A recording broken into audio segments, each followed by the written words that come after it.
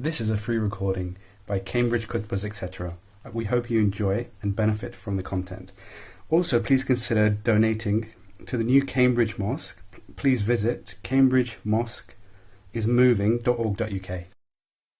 الحمد لله رب العالمين والعاقبة للمتقين ولا عدوان إلا على الظالمين أشهد أن لا إله إلا الله الملك الحق المبين محمد رسول الله صادق الوعد الأمين اللهم صل وسلم وبارك عليه وعلى آله وأصحابه وأتباعه أجمعين.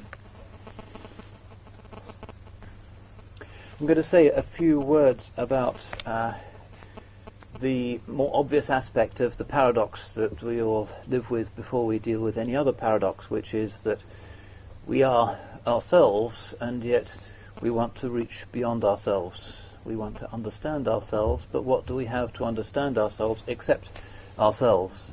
There's a reflexive paradox that's at the heart of the human mystery. We want to discover ourselves, to move beyond ourselves simultaneously.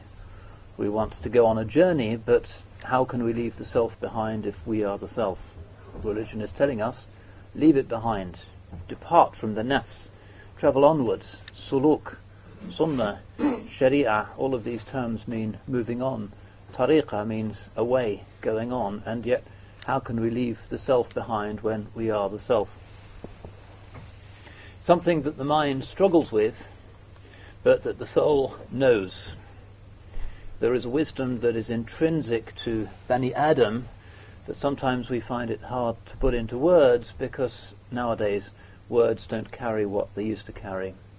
Language has been taken over, that most sacred and ancient of things. Language itself has been taken over by the world of matter, by the advertising men, by secular novelists, by politicians. It's become a profoundly profane mode of expression, and sometimes because that's what language is, like English has become, it's very difficult for us any longer to express things within us. Poetry sometimes helps. Intuition of what scripture is saying sometimes helps. If we have access to a sacred language, that certainly helps, but still we find it difficult. The modern world is engaged with the same basic human issues and paradoxes that all generations have engaged with. Here we are in this very strange ball of rock flying through the void, and we are briefly conscious. We're not sure where we came from, we're not sure where we're going, but we know that here we are looking out in this profoundly paradoxical way upon the world, upon dunya. There it is brute fact. The Venerable Bede describes how St. Cuthbert was once preaching to a pagan king of the Saxons, and he was telling the king about where the soul comes from and where it's going, and the Saxon king just pointed to a bird that had flown in to this great hall but had no glass in the windows, flew in, flew out again, and he said, that is human life. Briefly we experience warmth and light, but we come from darkness and we move on to darkness. That is what we fear. But religion comes to tell us that on either side of those great impenetrable boundaries there is something else. That's the basic purpose of the Rusul, and what they are telling us is something that is not out of kilter with what in our deepest moments we know. It is a confirmation of what we already know, and that's the mystery of the Alastu bi Rabbikum. We all know that. And this world, simultaneously a veil and a signpost, is all we have to go on. But the world turns out not to be what at face value it seems to be. Because of the degradation of modern language, we find it hard to describe anything in dunya in terms that might indicate its status as signpost, its function as something sacred, its translucent quality. The modern world is characterized really by the belief that there isn't anything beyond form. There is only his, there is no ma'na. That's what it is to be a modern. These things are not signposts, they are just brute facts. And a bigger explanation, perhaps the physicists will find something, but it won't be an explanation in terms of meaning. It will just be another fact, another surface beyond which we simply can't penetrate. But this same world of signposts is, as the Quran constantly reminds us, a world of signs. The scenery actually indicates something. We have a sense that we are on a journey, that whenever we see something, when our senses are not too distracted, something clicks within us and we intuit dimly that there is something going on. In this dunya, there are signs of akhirah. Despite the degeneracy of the human heart in this age, we can't quite avoid realizing and recognizing the signs. We no longer know how to express that in speech. It's even embarrassing to express it in speech. So decadent has the culture become. Make an obscene reference, and that's more acceptable than making a sacred reference in polite society in the modern world. That is the extent of our degeneracy.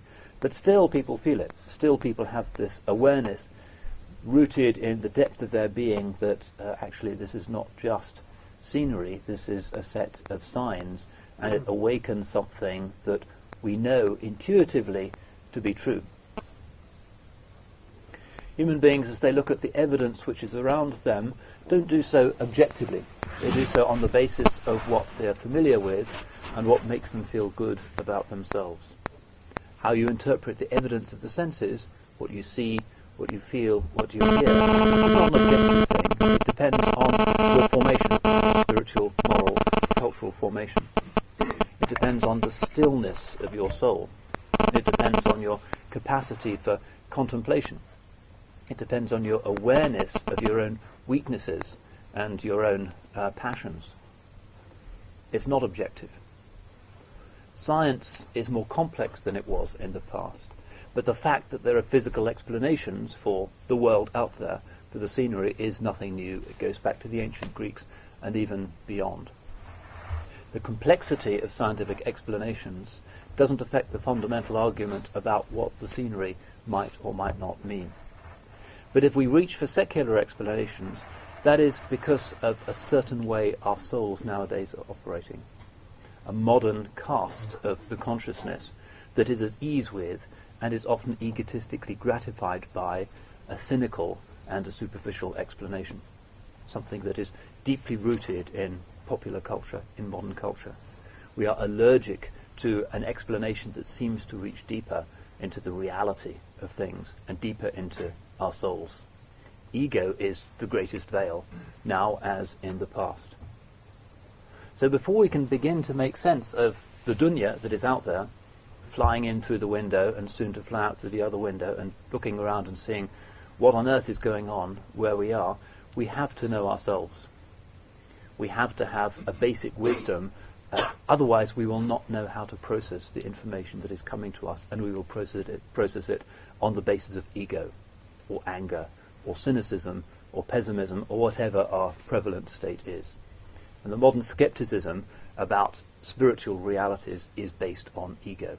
It's not based on what the human being really, truly, and we can say objectively, intuits from the evidence of the miracle, the incomparable, painful mystery or paradox of there being anything at all, the bigger paradox of there being anything, any consciousness that can perceive that anything at all. So we're in an age of deep bias, not an age of science as an explanation, but an age of human spiritual weakness that follows the idea that science might be a sufficient explanation. It isn't. Science just details the way matter works. It doesn't purport to be anything else. It doesn't purport to tell you about meaning, whether there is a meaning or if there isn't a meaning. How you might interpret the facts of matter. It's made no progress at all in that. It is still just the interpretation and the manipulation of matter. So we need to set our souls right so that we can connect the evidence of our senses, the fire-lit hall into which we have flown, with our higher, deeper, more human capacities. And that involves what we might call a new kind of cynicism. The modern world likes cynicism. Almost all modern humour, modern entertainment is about being cynical and sceptical. We like to laugh at others. Sometimes, to our credit, we like to laugh at ourselves. Anything that is to do with dignity, beauty, ancientness tends to be the object of our mockery. But we need to overcome that. Once we've overcome that, then perhaps we can start to open our eyes and see what is really going on. If you'd like to sit on that side, there's plenty of room. Bismillah. So, the task is the elemental task. You could say that the beginning of wisdom is self-knowledge, and above the entrance of the oracle at Delphi there was precisely the ancient Greek aphorism, know thyself. Every culture begins with that, except our culture. That's not what they tell you when you matriculate at the University of Cambridge. There's nobody there in the college establishment whose job it is to tell you how to know yourself. There might be people who are good at helping you to deal with some of the wilder consequences of not knowing yourself properly, counsellors and others. But there is not that essential advice on who are you, what are you, how do you understand yourself. Basically, you're left to your own devices. However, the reminders are still there. The signposts have not been turned into the wrong direction. They've been analysed endlessly by the scientists, but the scientists have not changed the signposts, and in a way they have proliferated them. There are more signposts than ever before in the microscopic world, in the world seen by the Hubble Space Telescope. Dunya, malakutu samawati wal ard, turns out to be really, really impressive. Much more so than was imagined by the ancient Greeks or the ancient Arabs or the ancient Indians. Dunya is gigantic, and subhanallah, ma tara fi khalqi rahmani min tafawut. You don't see any imbalance or lack of consistency in the creation of the All-Merciful. Turns out to be a staggeringly impressive, indeed fine-tuned system. But meaning is something else. So where do we go if we're in a culture that tells us so many details but doesn't give us this basic key on how to interpret those details? Know thyself is something that your college tutor generally won't tell you, and if you look at his own life, probably he's not really thought about it very much himself. That's, in a sense, the meaning of jahiliyyah. The turbulent overmastery of the ego is the consequence of not knowing what the ego is, and that's precisely the state of jahiliyyah. So what we need is a kind of cynicism.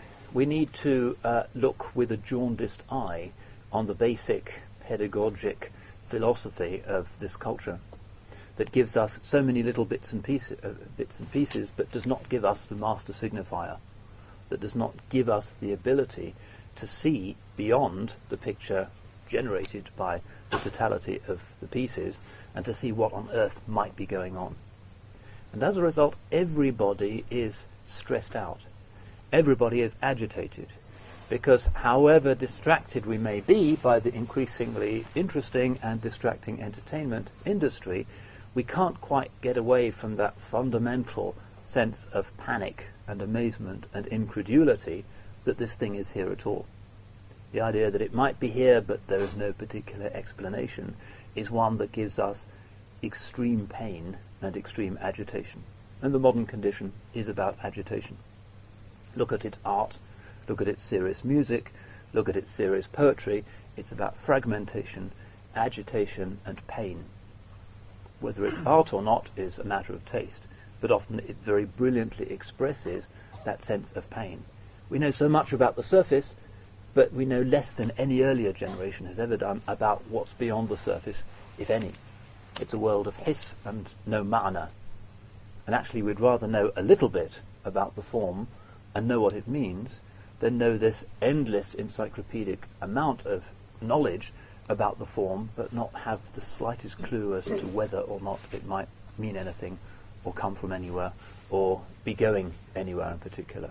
The modern condition is a state of suffering, of alienation, deep-seated alienation from meaning, and from, therefore, the nature of the human condition, because human beings have always lived with meaning. There has always been an initiation of young people into the mysteries of the tribe. There has always been an initiation into the mysteries of religion. Every human culture has always had that. Why? Because we crave that. We crave knowledge of the mysteries, we crave access to the master signifier.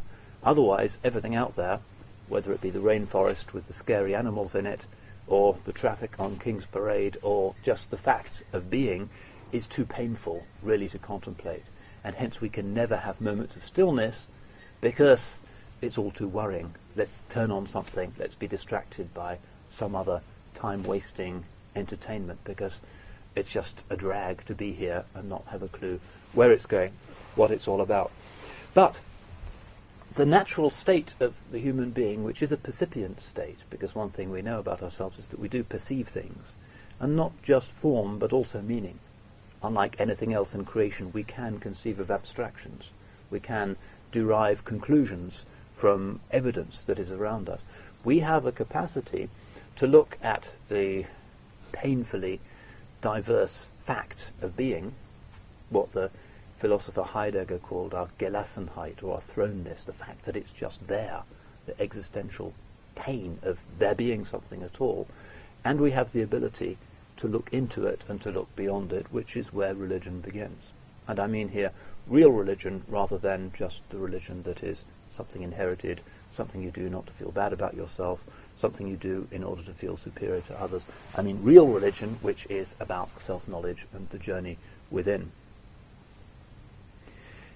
Every one of those things out there is still a sign. But Allah has said that it's لِأُولِي الْأَلْبَابِ إِنَّ فِي خَلْقِ السَّمَاوَاتِ وَالْأَرْضِ وَاخْتِلَافِ اللَّيْلِ وَالنَّهَارِ لَآيَاتٍ لِأُولِي الْأَلْبَابِ. In the way the heavens and the earth have been created, and the succession of night and day are signs for, wait for it, not highly intelligent Cambridge postgraduate researchers, but ulul albab, people of lub. And lub means something intrinsic. It's the core. It's like a seed, something that contains potential within itself. And that's not really intelligence. You can be not very bright, or you can be a young child and still have a lot of wisdom in terms of your ability to know that that which is out there means more than it just seems to mean. So everything that is out there is still a sign, and therefore the correct psychological attitude of the man or the woman of God in this age is a skepticism, a cynicism. This is what the old Persian poets called the Rind. There is the Zahid, who is the narrow maintainer of boundaries and takes everything terribly seriously. And there is the Rind, who is intoxicated, who laughs, first of all, at himself, and then at the absurdity of humanity that goes through this amazing, glistening array of signs, but is still involved with other stuff and with illusion. The silliest joke of all is ourselves, our inability to see that which is staring us in the face. After all, Allah has not given us a few signs, He has given us rather a lot. And He has given us, in our lub, the ability to perceive them, and to perceive them in a way that can be so extraordinary and transformative that it can produce luminous human beings, saints, prophets, siddiqeen. We have that capacity. So we are to be cynics, we are to be Rindan. We are to walk through this dull, pedantic, linear, logic-chopping world as intoxicated, hand-clapping lovers. And we are to have a sense of humour because we see how absurd we are in taking stuff seriously, in being focused on hiss and not on ma'na. Like the man who is the biology student or the medic, and he sees the face of his betrothed or his beloved, and all he can think about is how the veins work and the capillaries and the bone structure, and doesn't see the meaning, the beauty itself. And that's the condition of the modern man. We are so linear and exteriorized in our capacity to analyze stuff that we can never see meaning, we can never see beyond the surface, except insofar as the fitra can never be completely suffocated. Now, our situation, our predicament, therefore, is that we aren't perceiving enough. We don't see when we see. The Qur'an speaks of those who have eyes that they don't see with. أَمْ لَهُمْ أَعْيُنٌ لَا يُبْصِرُونَ بِهَا. Do they have eyes with which they do not see, or ears with which they do not hear? And that clearly means people who are using their senses but in a senseless way. They're looking at the surface and they just can't see what it could possibly mean. But constantly what we should be hearing is this ecstatic voice, this intoxication. And that's the quality of the real man or woman of God. He or she is a person in intoxication. Why? Because if we can really begin to see the majesty and the beauty that is behind the stuff, then we can hardly contain ourselves. We can hardly stop dancing for joy because of the majesty and the beauty that is a sign of the divine nature. Just the tiniest glimpse of that would completely intoxicate our minds. But so dull are we, and so focused, like the sheep in the fields, on looking down and munching and munching and munching until we fall over dead, that we don't have even the slightest bit of that intoxication. And that's our tragedy. That's the tragedy of the modern world. It helps us to munch a lot, but that's all it can help us to do. It can keep us healthy while we're munching, and it has good dentists and central heating, but it's still ultimately just about munching, and nothing really has changed. We are on the animal level and are defined in biological terms. But what is it that we need that is always there? Because Allah does not switch on and off when it comes to His signs. The signs are not deactivated. They are constantly there for those who can see. We can be deactivated. We can be just munching and never look up at the sky, and the sheep maybe doesn't know that the sky is even there. But the sky itself can't be removed. Mevlana Rumi is the great voice of this in our tradition. Her nefes avazi ishq mi rasad az chab burast, ma bi felak mi ravim azmi timasha karast. He says, in every breath, the voice of love is coming from left and from right. We are headed for the sky, for the spheres. Azmi tamasha karast. So why should we be distracted with watching, with looking? Which is what we tend to do in our modern world, because there's screens everywhere and we're always looking. Even at the post office, instead of kind of seeing if there's somebody we can help or improving our adab, there's some stupid screen and we're distracted again. On aeroplanes, increasingly there is the screen distracting us from the waqt, from the moment. But Rumi says, Azmi tamasha karast. If you're headed for the skies, why be preoccupied with the screen? If you were really spiritually in an aeroplane and really journeying, you'd be interested in that. You wouldn't be interested in the little screen and the movies. Azmi tamasha karast, that's precisely that. But unfortunately we are in that illusory world. And one of the tricks that technology plays on us is that we've already created a dunya that is illusion, because we look at it as though it were to be taken seriously at face value, although we know intuitively it can't have produced itself and it can't be what it seems to be. But then through the mass media we create a second level of illusion, so we create illusions about our illusion, in which case we're completely lost in a web of fantasy. And when our souls are sucked into that screen, the nice big plasma screen and the HD and the Bluetooth, and we're completely in there, what is left of us, of our humanity? Where are we? The body is kind of quiescent, comatose, a couch potato, nothing more than a potato. And where is the response to the avazi ashq, to the voice of love? Where is the adab? Where is the integration of body, mind and spirit? Instead we're just slumped out, maybe with some popcorn, and maybe we know when we need to go to the bathroom, but basically we're dead. We're not there any longer, and whoever is making money out of the film has possessed us like a demon, reached into us and taken us. We really are taken in that situation. And that increasingly is the situation of modernity, because technology does give us this magical power to distract each other. And a lot of people make money out of it, because the more distracted we are, the less we think about meaning, the more people can get us to be interested in buying stuff, and everybody profits. Illusion makes money. reality makes us think about things that are intangible, that nobody can make money out of. If we're really dangerous people, if we're really cynics, if we're really Rindan in that sense, we may not really be interested in buying stuff at all, unless we're hungry or our children are hungry. We may go through the shopping centre laughing our head off or crying because what a misunderstanding. And that's not really what the structures of the modern world want us to be or do, because how can you tax such people? How can you make money out of such people? What exactly is their function in society? And one of the reasons why religious people, seriously religious people, are out of kilter, really out of kilter with the modern world, is that we simply don't buy into the modern aqidah that we are consumers, that that's how we're to be defined, that the state primarily regards us as legal beings who have economic significance.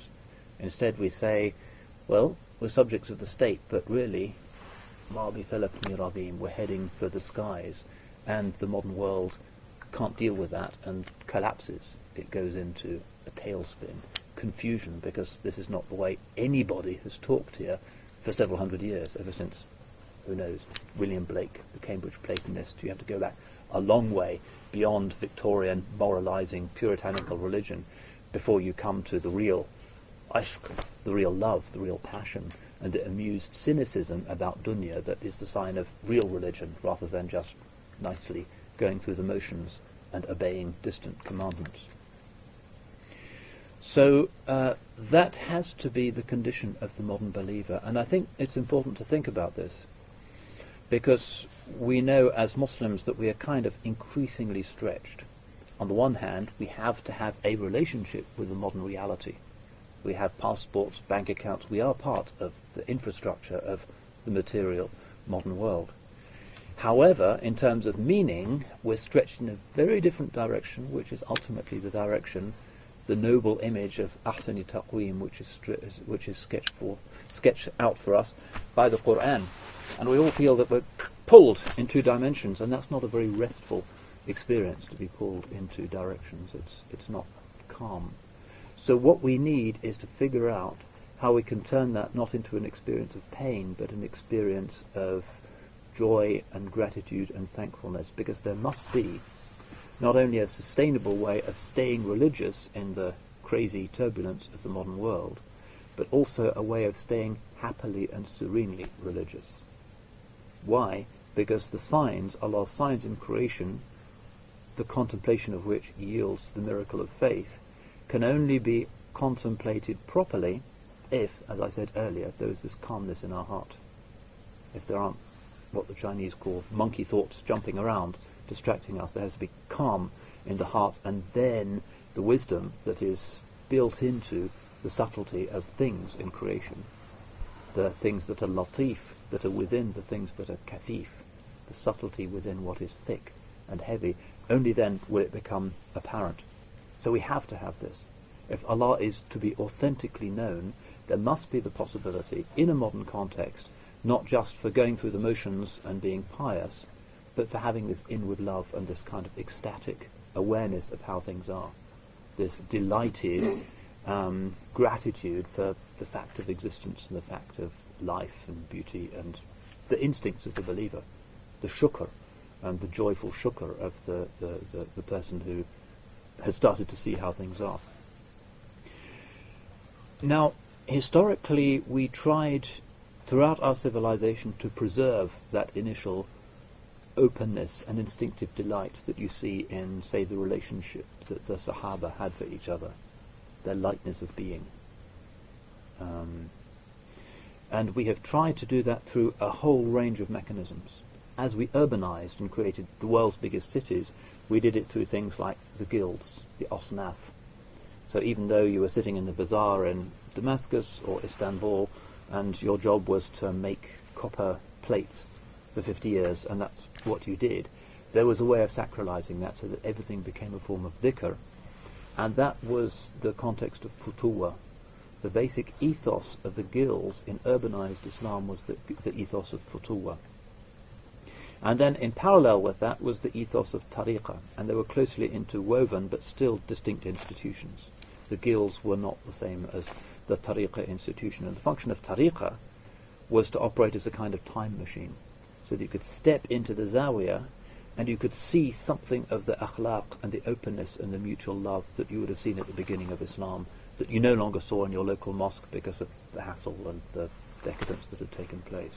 The context of tariqah is precisely to give you a taste of the fellowship that existed amongst the Sahaba. It has no other function. But in our situation, what do we do? Because the guilds are no longer around, even in the great Islamic cities, there's basically no trace of them. The crafts are pervaded in some Muslim societies, but generally by various government or UNESCO initiatives, and that's certainly not the same thing. They're no longer sacred disciplines. And the tariqah institution, sometimes you can find it, but it's become increasingly difficult to find a teacher, to find something orthodox, to find that matrix of self-discipline. Everybody knows that's really hard. The sheikhs die and they are not replaced, and many of the lineages have come to an end. And very often the sheikh will say, I'm the last, this is where it ends. And after me, kunu rabbaniyin, just be for Allah, accept his lordship. So what is the situation, what is the style of religion that's appropriate for us? Well, we all know that some people get it desperately wrong. The state of the so-called radical is that he's fed up of being pulled one way and the other, and he thinks the only way of resolving it is by detaching himself completely from the infrastructure of the modern world and rushing back to his particular vision of what the Quran and the Hadith might be, and that might well involve him in acts of physical mayhem against the signs of the modern world that have caused his soul such pain because of this stretch that he can no longer deal with. Very often such a person will be from a kind of technical background rather than somebody who has studied anything more subtle, because his appreciation of the modern world is overwhelmingly in terms of its concretization of matter and matter for its own sake, and he cannot see how that could be conceivably reconciled to the spirituality of the primal Islamic vision. That's one expression of the extremity of the stretch which some of our people are now experiencing, blowing themselves up because of their inability to handle it any longer. That clearly is not going to go anywhere, and clearly it is an aberration in terms of a tradition that's cultivated sakina and a tradition that has cultivated the virtue of tawakkul and rida. Instead, what's required is, I suspect, and what I have heard from sheikhs, is a reactivation of the old tradition of futuwa and the fityan. And this is precisely the idea of the two-pointed sword, the sword of Imam Ali, karramallahu wajhah. Dhul Faqar had 2 points, and we all know that that's because for him, and hence the tradition of the fityan, you can't separate the outward struggle, the outward jihad, from the inward struggle, the inward jihad. You can't establish justice in the world unless you've established order in your own self. And you can't establish order in your own self if you haven't upheld the rights of others, because we cannot be serene in ourselves unless we know that we have discharged the rights of others. You can't separate the two, and that's part of the genius of our tradition, that we always have this sense of public responsibility and that we're not ruhban. The way out of this stretch is not to run off to the hills, Allahumma, except in the final end times when things are so bad that there is that rukhsah, there is that dispensation, which is specifically in the hadith. You take your sheep and you head off into the mountains and hide from the nuclear fallout or whatever it is that's going on in dunya, but that's for the end times, and most of the ulama will say that we are not yet in those times. So what do we do if we are still in this situation of anjuman in the public, in the world, and yet we are trying to maintain our genuine affiliation to the Quranic vision in which everything is a sign of Allah subhanahu wa ta'ala? You're in the modern world that doesn't believe in any signs, might perhaps go to a carol service once a year, but that's as far as it goes for most of them. But you're trying to uphold 5 daily prayers, Ramadan, the serious, demanding spiritual disciplines of an ancient vision of sacred human beings. Combining those two things is not an easy thing. So the way of the fityan is precisely to introduce a kind of humour into it all, and a sense of delight. That's why this awaz-i-ishq is spoken of. There's two things that come to us constantly, and Mevlana Rumi is saying this. It's not just her nafas awaz-i-ishq. In every moment, in every breath, the voice of love is coming to us. Look at these manifestations of the beloved around you. Even if you can only see the veil, you love the beloved so much that the veil kind of intoxicates you. We should be in that state. But the other thing that constantly kicks us up the backside and makes us move, or should be making us move, is the fact that we know that the sparrow flies out of the hall and that death is inevitable. But for the fact of death, we would probably not bother to think about any of this, because dunya is dangerous. It grabs us. Halwatun khadra, as the hadith says, it's sweet and green, kind of grabs us, and we can see that. It does grab us. That's one thing we all know. It's dangerous. So death has been given to us for that blessed reason. Ey ashiqan, hengami kuchist az jihan. Mevlana Rumi has poems about that as well, which are not so often translated in those nice sort of New Age books of Rumi's poetry. He has a lot about death, but Coleman Bucks and Madonna and the other Westerners who get into Rumi somehow omit to focus on his focus on death. Her lahze sar mikonad tabl rahil az asuman. O lovers, the time has come for the caravan to leave this world. In every moment the caravan driver is banging his drum saying it's time to depart. That's another thing that happens in every moment. Every beat of our hearts is another step towards the muddy hole in the ground. Every breath we take is one of a numbered set of breaths that is between us and the grave, and we can never retreat from that. We are absolutely in its iron grip. We can never go back in time, and we're all marching towards that hole in the ground. And that's another of the things that religion uncomfortably insists on. We're in that caravan, and the caravan leader's banging his drum and saying, come on, time to go. And in every moment somebody is leaving. Every moment. People are dying, students die, academics die, people depart. Omar Khalidi, somebody who's a friend of this university and one of the great leaders of Indian Islam, died 2 days ago, knocked down by a bus in Cambridge, Massachusetts. It can happen to any of us at any time. The drum bangs and that's it for us. So we need to think about that as well. There's the voice of love, but there's also the banging of the drum, saying get on with it, because sooner or later you're going to fly out the window and you won't come back to this place. That's for sure. Nobody moves back in time into dunya. Once you're out, that's it. You've had your ration. So all this really should activate us. While we're here, we might as well make the most of it. The ulama say that the vibrancy of youth, which is the quality of the fityan, is a sacred thing that has been set in us for good reasons. Imam Ali, who is the Shahi Mardan, who is the king of the noble young men, is precisely the one who shows how that exuberance is a sacred thing. And in a profane culture, it becomes dysfunctional really quickly because it's powerful. The exuberance of youth can become demonic very quickly and can take us literally to hell, into drugs, abusive, everything. It's easy because youth is passion, but that passion has to be used for what really matters.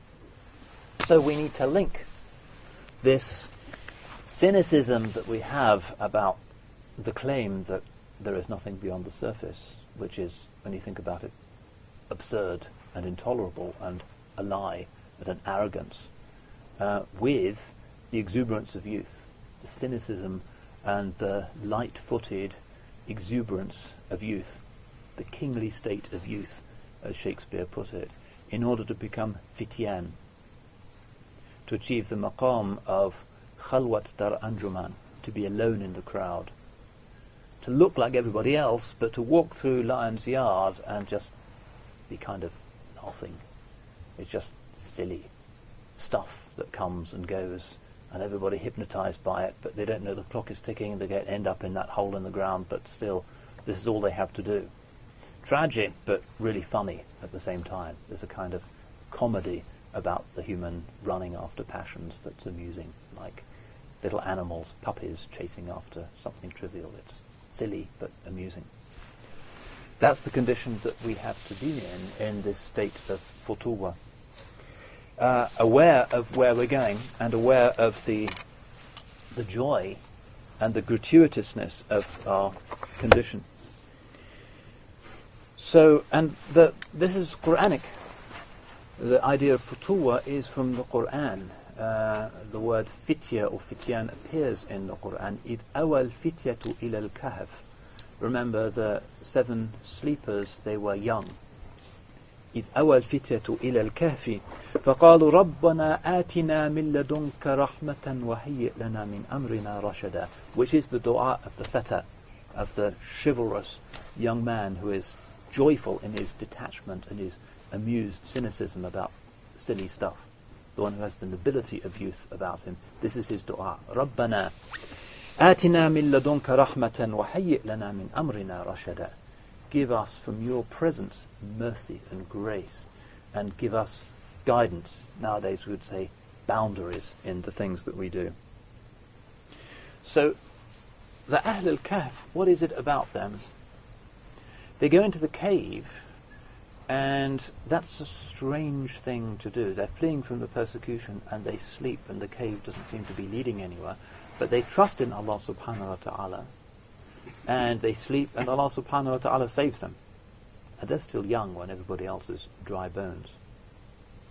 And another feta is Ibrahim alayhi salam. This is one of the things that he is called. سَمِعْنَا فَتًى يُقَالُ لَهُ Ibrahim. When the idols were smashed, and the people said, who did this? And we heard there's a young man, Fatan, who is called Ibrahim. And Ibrahim did that out of no thought for the consequences. He's a risk taker. He's a typical young person, a typical feta. He's not thinking about what's going to happen. He knows this is wrong. He's going to smash the statues because they're statues. And he has this game that he plays in which the big one is left, and he amuses himself by playing the joke. It's the big one that did it. بَلْ فَعَلَهُ كَبِيرُهُمْ هَذَا. The big one did it. And of course he leaves, and he becomes the archetype of the one who has to leave, who is in the state of khalwa, who is chucked out from his people. He is homeless, he's on the streets, he's rejected, but not because he's been sniffing glue or some other stupid thing, but because he has been intoxicated by the avaz-e ashq, by the sound of love. He is not content with the lie of his people that says there's just this stuff, and there are these symbols that are part of stuff, and that's all there is. He's just a cynic, and he's going to reject it, and he's going to head on. And again, as with the 7 sleepers, it seems to be hopeless. They go into a coma in the cave, and if they come out, they'll be killed. So what possible outcome can there be? Allah saves them the way He wants to save them. Similarly, Sayyidina Ibrahim alayhi salam, look how he was saved, and look how his progeny continues. Physical progeny and spiritual progeny, and we're all part of that, inshaAllah, through Ishaq and through Ismail. An amazing consequence when originally, when he was young, there seemed to be nothing. And the story of Ismail, young Ismail, is similar, and very often we do find this virtue of futuwa, chivalrous youth, present in our texts. The idea of the one who moves lightly through the world is predicated on the ability of this person to see what the world actually is. Unless he is in love, he's just going to be another teenage hoodie who makes trouble in the streets. That's where his fitra, or his temperament, will lead him very quickly, unless he has what he is designed for, which is this receptiveness to the avaz-e ashq, unless he has that second point to his sword. So there is within us the capacity, if we are sound, to be attracted to what is intrinsically attractive, which means that which is genuinely a sign, a pointer to beauty. Beauty is nothing other than a sign of the beloved, a pointer to the beloved. It's where stuff becomes translucent and you can see the light beyond, and it's really important. This is ihsan. The meaning of ihsan is recognizing what is beautiful and doing what is beautiful. That's what ihsan means. We translate it sometimes as sainthood or spirituality, but really ihsan, ahsana yuhsinu in Arabic means doing what is beautiful and conforming to what is beautiful. And the beautiful is Allah subhanahu wa ta'ala, is the jameel. Beauty is only there, the miracle of beauty is there because it is a sign of Him. So here's Rumi again. How should beautiful women come to ugly men? The nightingale always comes to the rose bush. The jasmine grows next to the narcissus. The rose comes to the sweet-mouthed bud. All of these are symbols. I mean that the other world keeps coming into this world. In other words, if you're a person who's a real lover of Allah subhanahu wa ta'ala, instinctively you'll be attracted to any sign that is a true sign of His. Wherever there is beauty, there is goodness, there is dhikr, there is sincerity, there is fighting against the ego, that's where you'll be at home. And the mosque in particular is where you'll be at home. And this is why the hadith says that one of the people who will be in the shade of Allah subhanahu wa ta'ala is the young person whose heart is attached to the masajid, because the masjid is Baytullah, that's where the divine presence is to be found. And if we detect that presence in the world, and we have the sound heart that is the state of the righteous cynic, the true feta, then we will inevitably be attracted to those things, and everything will become easy. What a great state that would be. If everything that we should be doing that is beautiful is what we really want to do, everything will become easy. If the thing we really want to do more than anything else, the moment the time for the prayer comes in, is to stand before Allah and to do the wudu and to conform to the sunnah of Al-Habib al-A'zam alayhi salatu wasalam, how easy everything in religion would be. And the same for the fast and all of the other things, and the sunnah and the big ones and the small ones. If it's all done out of love for what is beautiful, and the sunnah is the form of the one who is beautiful, sallallahu alayhi wasallam, everything becomes easy. But to the extent that the nafs is there and the ego, and well, that's nice, but I have to watch the rest of the program, and then there's the Sky Sports, and then that's when we become agitated. Because the nafs is from the shaitan, and وَمَا يَعِدُكُمُ الشَّيْطَانُ إِلَّا غُرُورًا.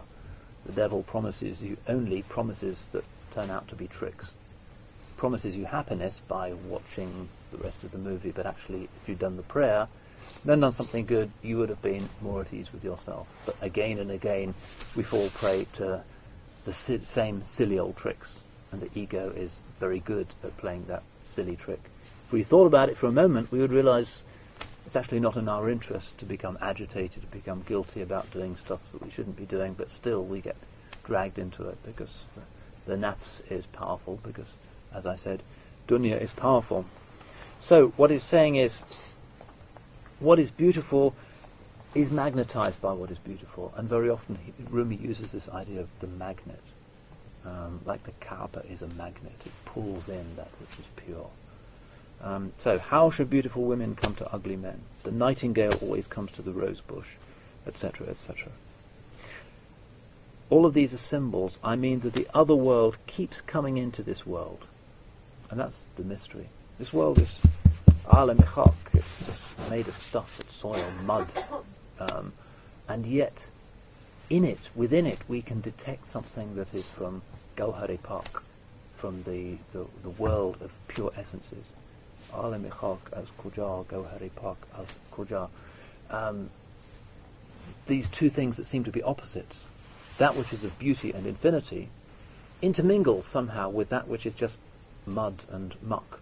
And that's the miracle of it. What is a beautiful face? Physically, it's just something a butcher would know how to deal with. But the beauty of it is extraordinary. And that's what we have to detect. We have to see always the beauty, the signs within Alam-e-Khak, the world of soil, of earth. Like cream hidden in the soul of milk. No place keeps coming into place. Like intellect concealed in blood and skin, the traceless keeps entering into traces. And from beyond the intellect, beautiful love comes dragging its skirts, a cup of wine in its hand. And from beyond love, that indescribable one who can only be called that, on, keeps coming. This is common in our poetry, because the beloved keeps on coming. She doesn't occasionally peak, but it's constant. Remember, her nefes avazi ashq mirasad, in every moment the voice of love is coming. It doesn't get deactivated.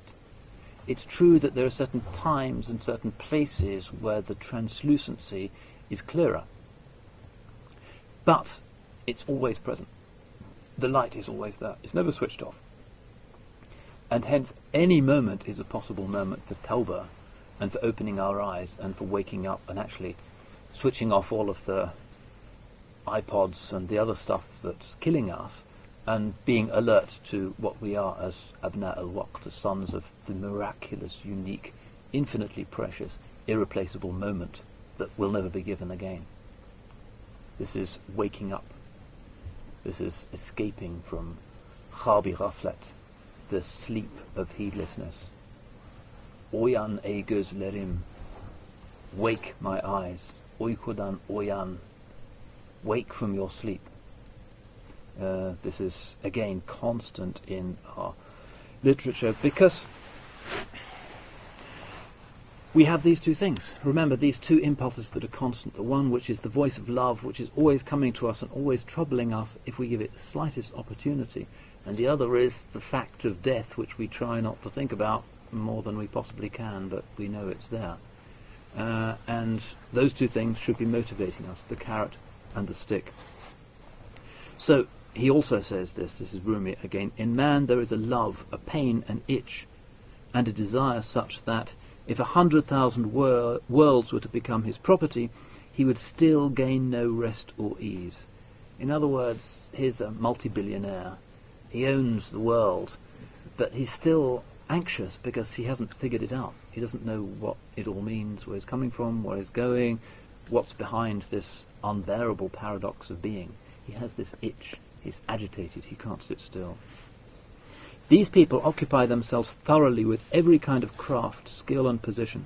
They learn astronomy, medicine and other things, but they do not find ease, since their goal has not been attained. After all, the beloved is called Dilgusha, heart's ease. It's one of the names of the divine, since the heart finds ease through him. So how could it find ease and peace through others? All these diversions and goals are like a ladder. Since the rungs of a ladder are no place to take up residence, but exist only so that you can pass on, happy is he who quickly comes to himself and awareness. Then the long road becomes short, and he does not waste his life on the ladder's rungs. And this is the old idea of a dunya, qantaratun fa'buruha wa la ta'muruha. From Hassan al-Basri, the world is a bridge. Cross it, don't build on it. وَمَا هَذِهِ الدُّنْيَا بِدَارِ إِقَامَةٍ وَإِنْ هِيَ إِلَّا كَالطَّرِيقِ إِلَى الْوَطَنِ. This world is not a place where you're going to stay, a place to take up residence. It's just a road that leads you back to your country, to your homeland. And if you don't have that deep awareness in every moment, then you're not alive in every moment. And your actual life as a human being is a very intermittent, flickering thing. And most of the time you are in practice dead. You might as well be dead because somebody else is controlling your thoughts with the latest movie or the latest song or whatever it is that's distracting you at work, and you are not alive in these moments. Religion is, you could say, the art of waking up, of wa'i, of awareness. So this is the art of futuwa. This is the way in which we mobilize the exuberance and the joyfulness and the love of beauty that is characteristic of particularly young human beings as something that is sacred. That's where we wield the sword that is Dhul Fiqar. And sometimes it can take us to wild places, but we don't mind. This is the cliche, the symbol of the wild-haired, dusty dervish who's so preoccupied with the beloved that he doesn't care what people think. Meticulous in the observances, the fara'ids and everything else, but a scandalous figure nonetheless. So Rumi says, although your intellect is flying upward, the bird of your imitative knowledge is feeding upon the ground. What he means here is that there's two things in us. There's the intellect, which is the murq, the bird that wishes to fly, bazi khas, the falcon that belongs to the king. Tu bazi khas budi darvasaghi pirzani chu tablebaz shenidi bilami khan rafti. You are a royal falcon in the grip of an old woman. Then it hears the falconer's drum and it flies up to the place where there is no place. That's what we are. We are royal falcons. Our spirits are from another place. This mystery of the ruh, وَنَفَخْنَا فِيهِ مِنْ رُوحِنَا, from Allah ultimately. That to which even the angels can legitimately, without infringing tawheed, bow down, and to which they have to bow down, which is from the other place, Bela Mekan, unimaginable. Even the Prophet sallallahu alaihi wasallam, مَا أُوتِيتُم مِّنَ الْعِلْمِ إِلَّا قَلِيلًا, about the spirit, you've only been given a little knowledge, but we know where it comes from, where is its home. From Allah subhanahu wa ta'ala, will return to Allah subhanahu wa ta'ala from that empyrean world, and it is the falcon of the king, Bazi Khas. Because it flies, its natural habitat is way up there. It's not so much at home when it's walking around on the ground. But it does the bidding of the falconer. Its job is not just to fly around and be happy, but its job is also to get stuff for the king, which is the prophetic vocation. Inevitably, as we develop in this wild passion, whether or not we make a public display of it, we want to sort out other people who are still in the grip of the old woman of the dunya. And that is why one of the images in our poetry of the prophets is that they are the king's royal falcons. They are Allah's falcons, whose natural habitat is above the empyrean, but who come into this world in order to get stuff, to rescue people for Allah subhanahu wa ta'ala, and to bring others up. When you heard the falconer's drum, that's when you went to the place where there is no place. And that's the intellect, in a sense, the mind, the highest intangible aspect of us. But he's saying, although your intellect is flying upward, the bird of your imitative knowledge is feeding upon the ground. In other words, knowledge that you acquire because everybody else is acquiring it, and that's how you get your degree, and that's how you study medicine or anything else. Stuff that you've heard but isn't really of your heart. That can even include religious knowledge. For instance, if you're doing your wudu just because that's how you've been taught to do it, but without the niyyah, and without the love, and without feeling the transformation that it's bringing you, that's just another ada. It's not ibadah, it's just another thing that you're doing. Religion can be a very strong form of imitative knowledge, and that can also hold you down if you don't give it its meaning. And what could be more dreadful, when you think about it, than, for instance, reading the Qur'an but not bothering to think about what it means, or saying your prayers but thinking about what you're going to have for lunch. That's kind of outrageous, because you've been given everything to help you. Allah is giving you everything that can be given to you in terms of helping you. You put your forehead on the ground, you have this amazing symbol of the Kaaba, you do your wudu. It's the perfect spiritual, liturgical technology, but the rest of it is up to you. What you do with your heart and your mind, that which you can control, is up to you. But not to use that outward form is pretty strange. And that's more stupid than just going through, say, the forms of learning how to be a medic just to make money, or in an absent-minded kind of way, as imitative knowledge. When religion becomes imitative knowledge and imitative facts and just empty ritual, then it is dangerous.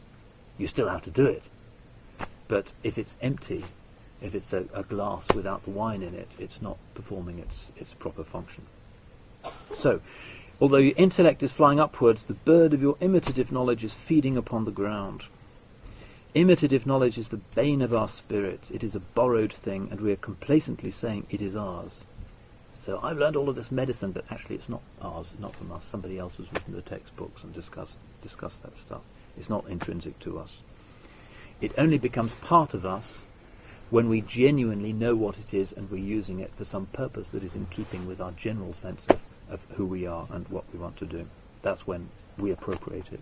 You must become ignorant of this intelligence you must become mad. Whatever you see as profitable, flee from it. Drink poison and pour away the water of life. Curse anyone who praises you. Lend your profit and capital to the poor. Abandon security and stay in frightful places. Throw away reputation, become disgraced and shameless. I've tested the far-seeing intellect. After this I will make myself mad.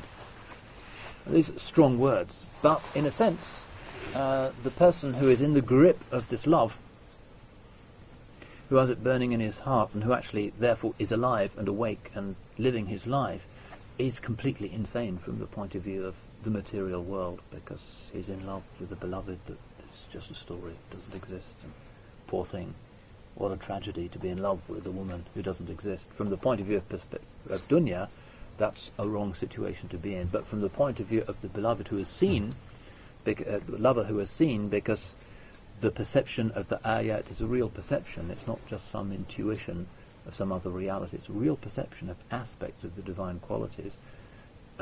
One is kind of like Majnun Layla. Layla does exist, and it's because of his love for her that he detects her fragrance in everything, and nobody can stop him from feeling that love.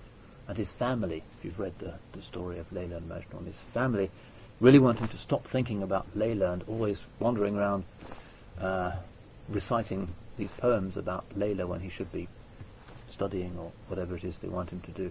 So they take him on Hajj and they say, go around the Kaaba, do your prayers and pray for Allah to guide you. And then they hear him praying as he's going around the Kaaba, and he says, oh Allah, make me love Layla even more. And the whole story is about that. And of course it's an obvious metaphor.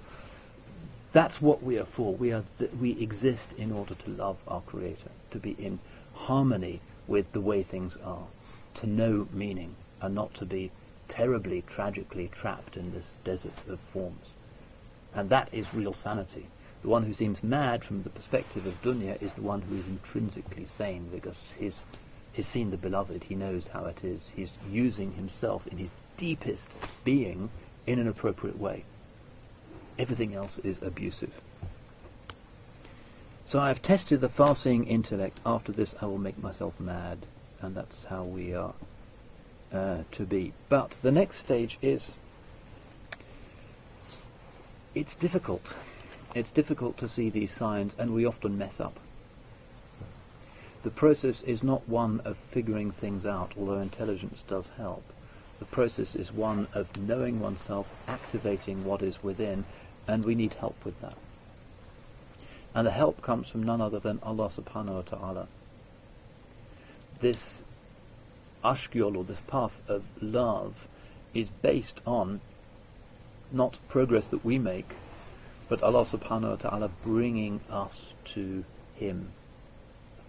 What can we as finite beings do to move towards the infinite? How long would that journey take?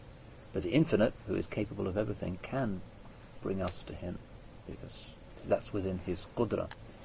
But in order for that to happen, there is the principle of prayer, and there is the principle of dua, as well as dhikr, which is to align ourselves with reality and for the love to be expressed in our bodies and our tongues and our being and our inward state. There has to be the principle of dua as well, the principle of prayer to the beloved. So Rumi has this to say: when someone hears that in a certain city a generous man is bestowing tremendous gifts and bounties, naturally he will go there in the hope of receiving a share. Since God's bounty is so famous and the whole world knows about His kindness, why do you not beg from Him? Why do you not desire robes of honour and purses of gold? You sit in laziness and say, if He wants to, He will give me something, and you do not make a request. Look at the dog, which has neither intellect nor comprehension. When hungry and without food, it comes to you and wags its tail. It means, give me food, since I have no food, and you have some. It has this much discernment. Now really, you are not less than a dog, which is not content to sleep in the ashes, and say, if he wants to, he will give me some food. It barks and wags its tail. You also, wag your tail. Ask from God. Beg, for in the face of such a benefactor, begging is tremendously desirable. Since you have no good fortune, ask for it from someone who is not a niggard and possesses great wealth. That is an axiom, and that we don't do often enough. And very often we go round and around in our spiritual life because of a certain egotism within ourselves. Allah is powerful. He can give things without me having to plead for them. He knows what he's going to give anyway. No, if the king is generous and has qualified himself as the generous, as the rich, as the self-subsistent, as Al-Wahhab, Al-Razaq, those are names that indicate that you should be asking for some of that. And the Holy Prophet ﷺ, the man of absolute tawakkul who did not fear for the future, was the man who did more dua than anybody else on earth. And we have books just of his dua. And so many must have been lost, and they weren't remembered, they weren't ever recorded, and that's a tragedy, a catastrophe for us. But we still have those books of the prophetic du'as, and you can see the richness and the alertness of soul that they evince and that they represent. Part of our alertness, part of the process of waking up, is not just turning to the Qibla and remembering, but turning to the Qibla and asking. And this is something that is moving a little bit out of our reach. Sometimes formulaically we'll say a few ad'iyah in Arabic at the end of the prayer, and maybe that's it for the day, but that's not the quality of the beloved. The lover is saying, more, please, because your khaza'in, your treasure houses, are never going to be emptied. You have made this dunya with the galaxies and billions of years. You can enrich me, you can heal me, you can solve my problems. And al-ilhahu fi du'a is part of the sunnah, passionate entreating of Allah subhanahu wa ta'ala. And nobody has taken more than one step in this path of religion who has not seen the effectiveness of du'a and the way in which it works according to a wisdom that is way beyond anything that we could calculate. But du'a, which is one of the big mysteries of religion, because ultimately everything is in Allah's qadar, is absolutely essential to this path. It's mukhul ibadah, it's the intelligence, the alertness of worship, as the Holy Prophet says. And without du'a, without this petitionary prayer, then what are we thinking about? We're saying, 5 times a day I bow down to the Supreme Being who can do everything, but somehow I just don't get around to asking him for anything. That's kind of problematic. We are commanded in the Sunnah to ask, because that's part of the adequacy of our response to the divine. He will give us what is appropriate to his full wisdom, which we can't begin to imagine.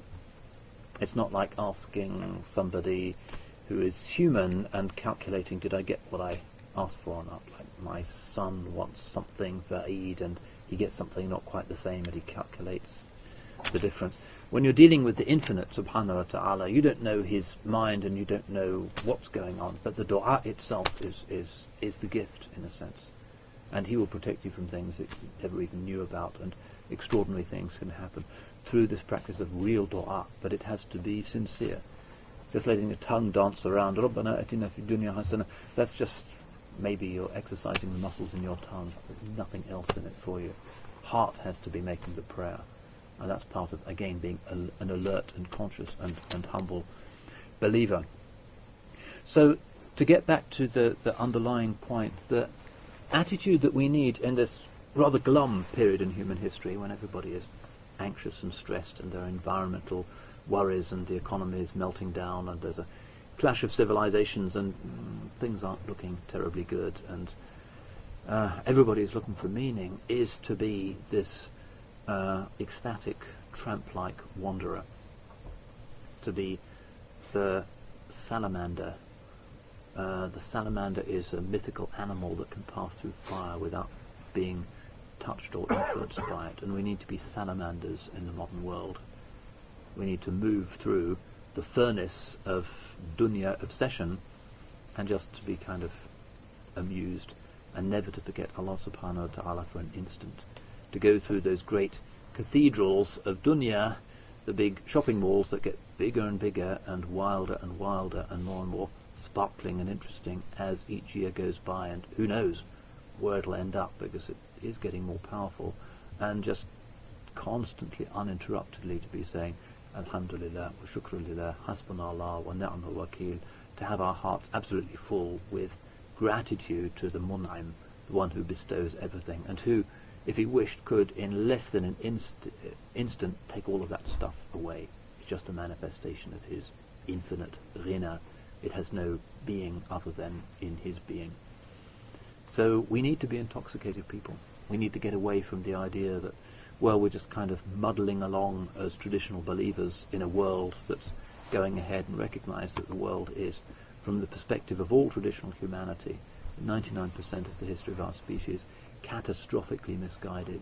The modern world is a teaching of perfect misunderstanding, that they see the surface more and more clearly, and they have less and less wisdom as to what it means, how we should be as human beings, how we should be with each other, how we should be with the natural world. They get that more and more disastrously wrong. And instead, we should, instead of feeling contemptuous, or even instead of feeling sorry for people, just be amused at our own inclination towards that. The best way of avoiding pride, kibr, which is the deadliest of the deadly sins, is just to look at ourselves and to recognize, well, lawla fadlullah, but for Allah's grace, I'd be completely intoxicated by that stuff as well, and I would miss the supreme joy of being in tune with actual reality. I'd be asleep as well, comatose with all of the other shoppers. That's Allah's grace upon me. That's not because of anything I deserved or anything I did. Allah has given me this hidayah. I can't figure out why, but I have to try and hold on to that by making dua, by being in love with Him and His beautiful qualities, and by being an ecstatic, a feta, a drunkard, hayran, bewildered in this extraordinary matrix of space and time, the beauty and the galaxies and everything that is so staggeringly perfect. Ma tara fi khalqi rahmani min tafawut.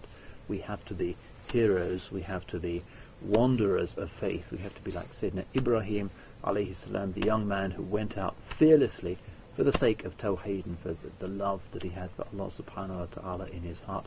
And then, whatever happens in dunya and history is in Allah's hands, we at least have done the decent thing as human beings. We have actually been alive.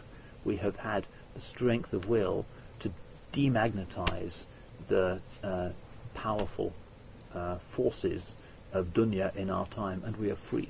This is the way of itlaq, because dunya attachments are the cage. They are the clutch of the pirizan, the old woman, and we need to be free of that so that we can be like the royal falcon flying. And nobody need know. Nobody need see what our state is, because nowadays the idea of the tramp wandering around singing about Allah and healing people, looking for stuff to do, is not understood. The age for that has certainly passed. Instead, this is an age where there should be outward sobriety, even where there is inward intoxication. Imam Junaid was once in a gathering in dhikr, and people were doing all kinds of extravagant stuff, tearing their clothes and moving this way and that. He was just sitting. And he was asked, "Oh, Imam, don't you feel anything from this beautiful dhikr?" Just sitting there. And he quotes the Quranic verse that says, وَتَرَى السَّحَابَ تَحْسِبُهَا جَامِدَةً وَهِيَ تَمُرُّ مَرَّ السَّحَابِ. You see the clouds which you think to be still, but they are passing away as do the clouds. They're passing away as you see, but they're passing. You see the mountains which you think to be firm, but they pass away as do the clouds. وَتَرَى الْجِبَالَ تَحْسِبُهَا جَامِدًا. That's the ayah. So he seems to be a mountain, but in fact he's passing away. Inwardly intoxicated, outwardly absolutely firm, and that's the way in which the sheikhs, the real sheikhs, those who still are still alive in this world, tell people to be ordinary, be inconspicuous, but inwardly cultivate this passionate love, be a majnoon within, and then you'll be light-hearted enough to survive the darkness of this fairly scary and threatening and spiritless stage in the evolution of humanity. So we ask Allah subhanahu wa ta'ala to help us to recognize our weakness, to help us to hold out our hand so that out of His fadl, not through our deserving, He will fill us with the good things from His khaza'in, that He will give us always the company of people and things and places that are beautiful, so that we can see the light in every situation, and that inshallah He will take us safely through this landscape, and inshallah give us khitam bil husna. He will seal our lives with that state of beauty and that state of perception, so that inshallah in the akhirah we have the delight of gazing upon His face, where we see the beloved face to face, inshallah. Wa akhiru da'wana alhamdulillah rabbil alameen.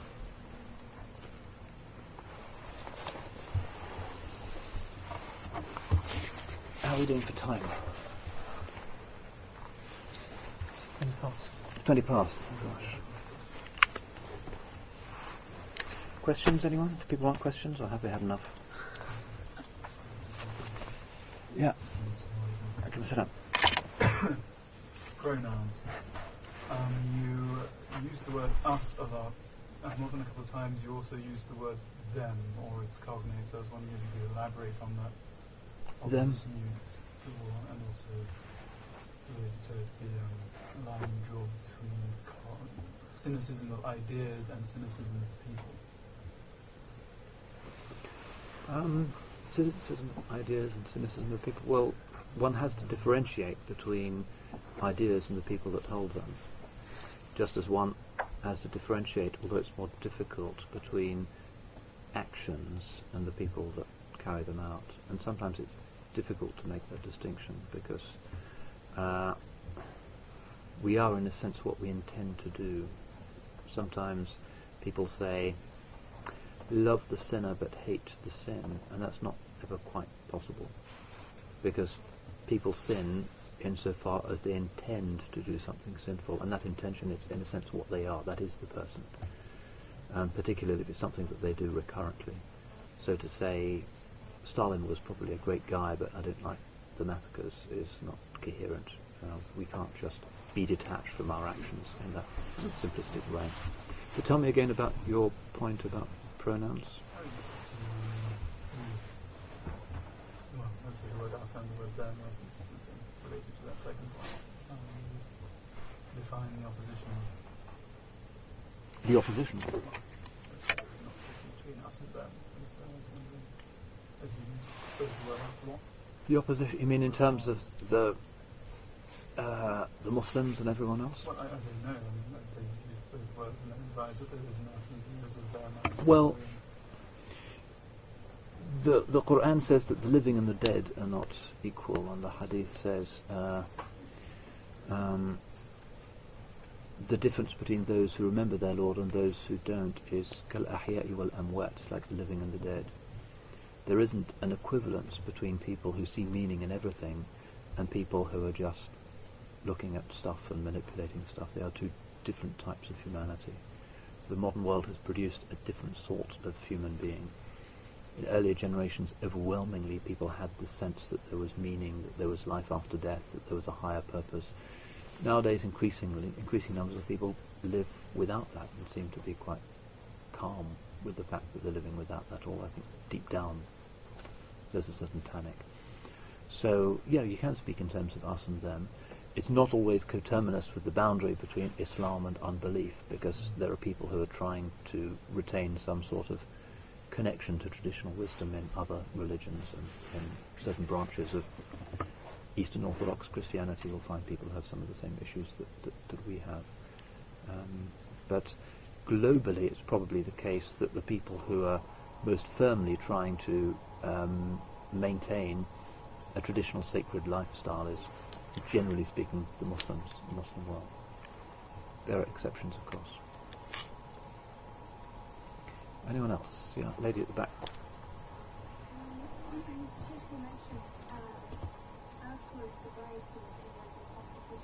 Where does the concept of zikr, of tazakkur,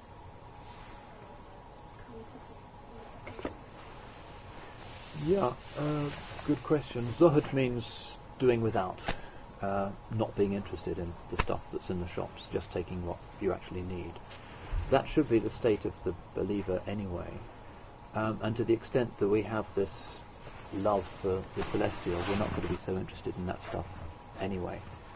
The traditional believer has a very simple, empty house, but he's always smiling because what's on the sajjada, the prayer carpet, is what gives him his joy. But the question remains as to the extent to which we can partake in the lifestyle that's recommended in secular modernity. Do we need a particular kind of car? Do we need a certain sort of kitchen, holidays, etc.? I don't think that there's a hard and fast Sharia rule about that, and I don't see that there can be, except that we remember that the Holy Prophet ﷺ really lived a life of zuhud, that coins would not spend the night in his house, that for 3 months nothing was cooked in his house. وشد من ثغب أحشاءه وطوى تحت الحجارة كشحا مترف الأدم. He would tie a flat stone to his waist out of hunger, because it was his policy that if anybody in Medina was hungry, he would be hungry as well. That was his akhlaq, and that's an aspect of the sunnah that we've lost sight of, unfortunately. And one wonders about the mentality of those who build all of these 5-star hotels around the Haram in Medina, whether they've really got the point of the sunnah, that you sit in your luxury hotel and you go out and pray. Actually, the sunnah is about every aspect of your life, and it has to be about simplicity as well. That's a real sickness, unfortunately. But the hadith says, لِكُلِّ أُمَّةٍ فِتْنَةٍ وَفِتْنَةُ أُمَّتِي الْمَالِ. Every ummah has its particular fitna, and the fitna of my ummah is money, is wealth. That's where we really go crazy. Saudi princes and the president of Kazakhstan and Pakistani politicians, we're vulnerable to that. We like money. But the prophetic example shows how we should be. But generally, a balanced attitude to dunya only comes about when you have a sense of akhirah, to the extent that you think about the grave, and to the extent that you love Allah subhanahu wa ta'ala and you love your prayers. Then you won't become intoxicated by stuff, and you'll be safe, and you'll take the right kinds of decisions. Yeah. And could somebody become too intoxicated by the love of Allah and then get into something which could go against the Sharia? It can happen, but that's not being too intoxicated. That's being intoxicated in the wrong way, because truly to love Allah means both of the shahadas. Doesn't just mean the divine unity, tawheed, la ilaha illallah. That can't be separated from the second of the shahadas, because the link between us and the infinite is the Rasul sallallahu alaihi wasallam. If you love Allah, the link to Allah is the Prophet and the way in which he's outlined our life. So it's possible for people to become mad, ecstatic lovers, but that's not authentic love. That's a misunderstanding, because if you really love Allah, you'll love His beloved, and you'll love what His beloved loved, and that's the prophetic dua. Allahumma rzuqna hubbak wa hubba man ahabbak wa hubba ma yuqarribuna ila hubbak. Oh Allah, give us your love, and the love of those who love you, and the love of everything that brings us close to your love. And the things that bring us close is the sunnah. So generally, the sign of the people who are real lovers of Allah is that they're very meticulous in the outward actions. Imam Junaid again says, if somebody comes to you flying through the air, but he's not following the Sharia, then just leave him. That's just some kind of conjuring trick. The Sharia is the basic yardstick for everything. Someone else? Who's next? Yeah. Sister?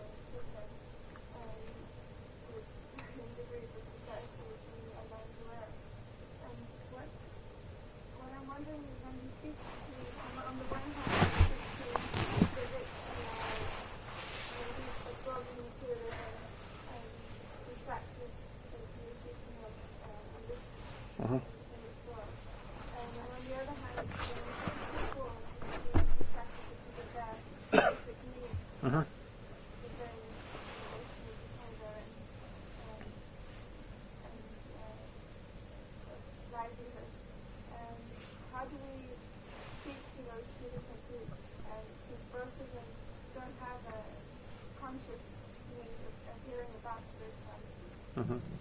Yeah. Well, generally speaking, it's the experience of human beings that the richer they get, the harder their hearts become.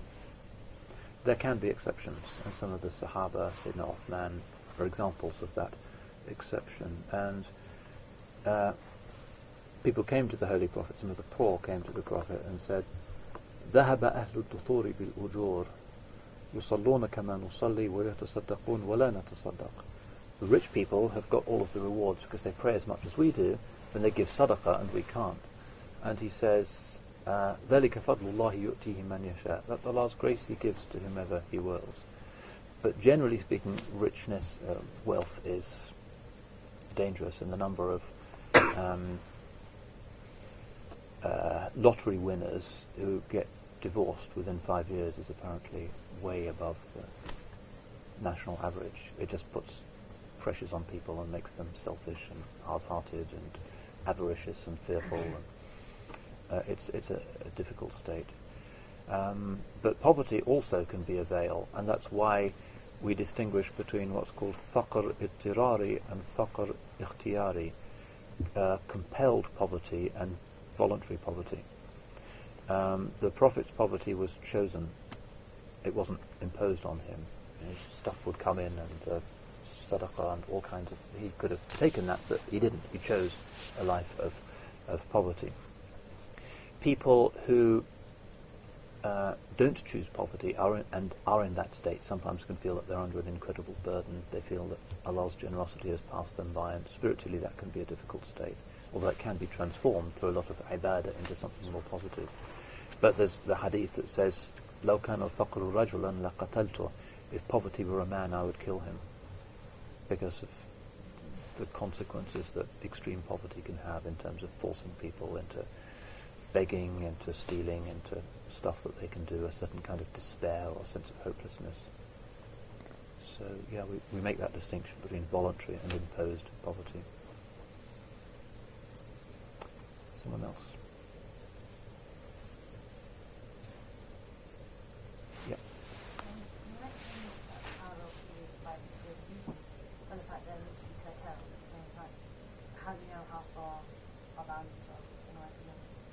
Well, the boundaries are the boundaries of the Sharia, the boundaries of the wisdom of the believer, and the challenge of young people is to channel everything, all the strength and the energy and the passion that they have into the cultivation of the virtues and following the path of the futuwa, rather than allowing those things to be manipulated by the darker rational possibilities within us. But if you're on the path of the Sunnah and the Sharia, then the more the better.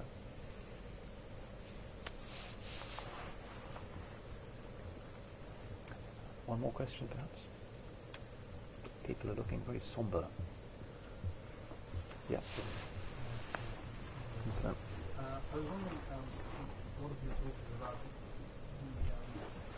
steps you might take as individuals to Yeah. reach an ecstasy or to at least work towards that. To what extent do you think religion could also be a form of social protest? In terms of, obviously there's a disengagement with the material world, but there are other aspects, say politics, economics, which might be neglected if one achieves what they're saying they're trying to do.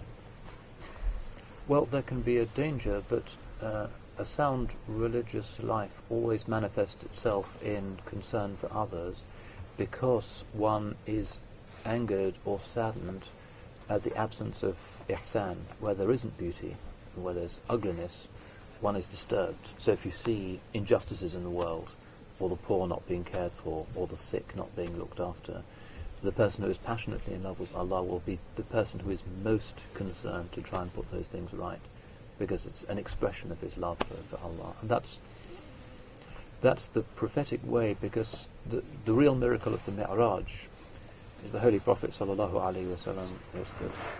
Rumi says it's the steed of love. On the steed of love, God's Prophet rose through the seven heavens, but he comes down again. And why? Because of his prophetic vocation. he has to come back in order to sort out his own people, to deal with the injustice of Quraysh, to deal with the idolatry, to deal with orphans, the mustadafin, the issue of jihad, establishing justice amongst his people. And that is the true confirmation that one has a genuine sense of love for Allah subhanahu wa ta'ala, that so delighted are you by his proximity that you're really heartbroken at the fact that other people aren't experiencing that as well, and there is darkness in the world, and you really want to roll your sleeves up and try and put that right. That's one of the meanings of prophecy. It's quite unlike a certain type of Far Eastern spirituality which can say you seek nirvana in the cave and that's it. The monotheistic Semitic way is very much about coming back into the world and trying to improve the world and making it a more just place. Alhamdulillah, jazakumullah khairan. Sorry to take so much of your time. Inshallah we'll all have a good break and return reinforced next term. Assalamu alaikum wa rahmatullah.